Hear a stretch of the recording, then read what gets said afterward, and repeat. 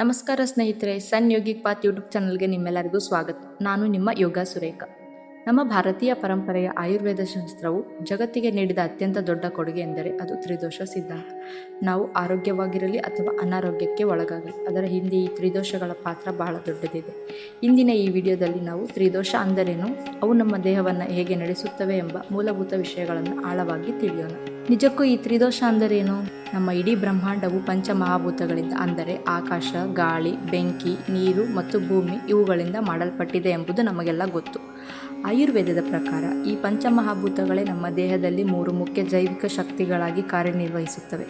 ಇವುಗಳನ್ನೇ ನಾವು ವಾತ, ಪಿತ್ತ ಮತ್ತು ಕಫ ಎಂದು ಕರೆಯುತ್ತೇವೆ. ಈ 3 ಶಕ್ತಿಗಳು ಒಟ್ಟಾಗಿ ಸೇರಿದಾಗ ಅದನ್ನು ತ್ರಿದೋಷ ಎನ್ನಲಾಗುತ್ತದೆ. ಸರಳವಾಗಿ ಹೇಳಬೇಕೆಂದರೆ, ಒಂದು ಮನೆ ಸುಂದರವಾಗಿ ಮತ್ತು ಗಟ್ಟಿಯಾಗಿ ಇರಬೇಕಾದರೆ ಅದಕ್ಕೆ ಸರಿಯಾದ ಅಡಿಪಾಯ, ಗೋಡೆ ಮತ್ತು ಮೇಲ್ಛಾವಣಿ ಎಷ್ಟು ಮುಖ್ಯವೋ ಹಾಗೆಯೇ ನಮ್ಮ ದೇಹದ ಆರೋಗ್ಯಕ್ಕೆ ಈ ತ್ರಿದೋಷಗಳು ಕೂಡ ಅಷ್ಟೇ ಮುಖ್ಯ. ಈ ತ್ರಿದೋಷಗಳು ನಮ್ಮ ದೇಹದ ಒಳಗಿರುವಂತಹ 3 ವಿಭಿನ್ನ ಕೆಲಸಗಾರರಿದ್ದಂತೆ. ಈ ಶಕ್ತಿಗಳು ದೇಹದಲ್ಲಿ ಏನು ಮಾಡುತ್ತವೆ? ನಮ್ಮ ದೇಹದ ಪ್ರತಿಯೊಂದು ಸಣ್ಣ ಕ್ರಿಯೆಯೂ ಕೂಡ ಈ ತ್ರಿದೋಷಗಳೇ ನಿಯಂತ್ರಿಸುತ್ತವೆ. ಮೊದಲನೆಯದಾಗಿ ವಾತ. ಇದು ಚಲನ ಶಕ್ತಿ.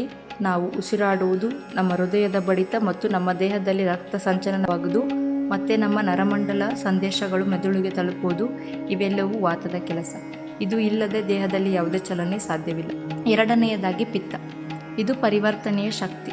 ನಾವು ತಿಂದ ಆಹಾರವು ಶಕ್ತಿಯಾಗಿ ಬದಲಾಗುವುದು, ನಮ್ಮ ದೇಹದ ಉಷ್ಣತೆಯನ್ನು ಕಾಪಾಡುವುದು ಮತ್ತು ಬುದ್ಧಿವಂತಿಕೆಯನ್ನು ನಿಯಂತ್ರಿಸುವುದು ಇದು ಪಿತ್ತದ ಕೆಲಸ. ಇದು ದೇಹದ ಅಗ್ನಿ ಇದ್ದಂತೆ. ಮೂರನೆಯದಾಗಿ ಕಫ. ಇದು ರಚನೆಯ ಶಕ್ತಿ. ನಮ್ಮ ಮೂಳೆಗಳು, ಮಾಂಸಖಂಡಗಳು ಮತ್ತು ಕೀಲುಗಳಿಗೆ ಬಲ ನೀಡುವುದು ಕಫದ ಕೆಲಸ. ದೇಹಕ್ಕೆ ತೇವಾಂಶ ಮತ್ತು ಸ್ಥಿರತೆಯನ್ನು ನೀಡಿ ಅಂಗಾಂಗಗಳನ್ನು ಹಿಡಿದಿಟ್ಟುಕೊಳ್ಳುವುದು ಇದರ ಮುಖ್ಯ ಉದ್ದೇಶ. ದೋಷ ಅಂದರೆ ಕೆಟ್ಟದ್ದೇ. ಸಾಮಾನ್ಯವಾಗಿ ಕನ್ನಡದಲ್ಲಿ ದೋಷ ಎಂದರೆ ತಪ್ಪು ಅಥವಾ ಕುಂದುಕೊರತೆ ಎಂಬ ಅರ್ಥ ಬರುತ್ತದೆ. ಆದರೆ ಆಯುರ್ವೇದದಲ್ಲಿ ಈ ಪದಕ್ಕೆ ವಿಶೇಷ ಅರ್ಥವಿದೆ. ಇವುಗಳನ್ನು ನಾವು ದೋಷ ಎನ್ನಲು ಕಾರಣವೇನೆಂದರೆ ಅವು ಅತಿ ಬೇಗನೆ ತಮ್ಮ ಸಮತೋಲನವನ್ನು ಕಳೆದುಕೊಳ್ಳುವ ಗುಣಗಳನ್ನು ಹೊಂದಿರುತ್ತವೆ. ಈ 3 ಶಕ್ತಿಗಳು ತಮ್ಮ ತಮ್ಮ ಮಿತಿಯಲ್ಲಿ ಸಮತೋಲನದಲ್ಲಿದ್ದಾಗ ಅವು ನಮ್ಮನ್ನು ರಕ್ಷಿಸುತ್ತವೆ ಮತ್ತು ನಮಗೆ ಆರೋಗ್ಯವನ್ನು ನೀಡುತ್ತವೆ. ಆದರೆ ಯಾವಾಗ ಇವುಗಳು ಪ್ರಮಾಣದಲ್ಲಿ ಏರುಪೇರಾಗುತ್ತದೆಯೋ, ಅಂದರೆ ಒಂದು ಜಾಸ್ತಿಯಾಗಿ ಇನ್ನೊಂದು ಕಡಿಮೆಯಾದಾಗ ಆಗ ಅವು ರೋಗಗಳಿಗೆ ಕಾರಣವಾಗುತ್ತವೆ.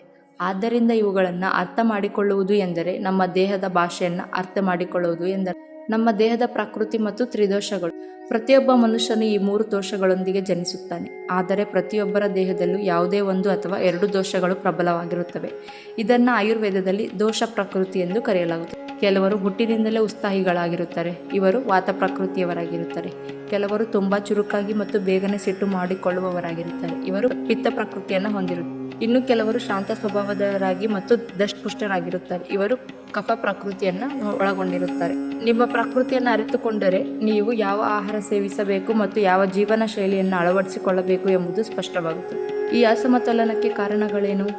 ಈ ತ್ರಿದೋಷಗಳು ಅಸಮತೋಲನಕ್ಕೆ ಕಾರಣಗಳೇನಪ್ಪ ಅಂತಂದರೆ, ನಮ್ಮ ಇಂದಿನ ಆಧುನಿಕ ಜೀವನ ಶೈಲಿಯಲ್ಲಿ ಈ ತ್ರಿದೋಷಗಳು ಬೇಗನೆ ಕೆಡುತ್ತವೆ.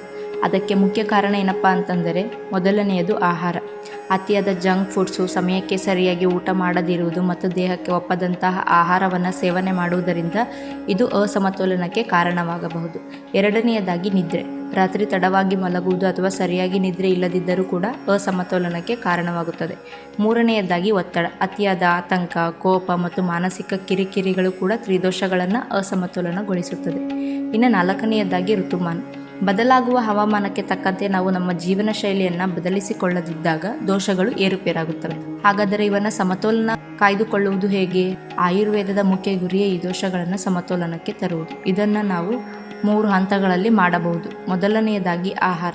ನಿಮ್ಮ ದೇಹದ ಪ್ರಕೃತಿಗೆ ತಕ್ಕಂತೆ ಸಮತೋಲಿತ ಆಹಾರವನ್ನು ಸೇವನೆ ಮಾಡುವಂಥದ್ದು. ವಿಹಾರ. ಸರಿಯಾದ ವ್ಯಾಯಾಮ, ನಿದ್ರೆ ಮತ್ತು ವಿಶ್ರಾಂತಿಯನ್ನು ಮಾಡುವಂಥದ್ದು.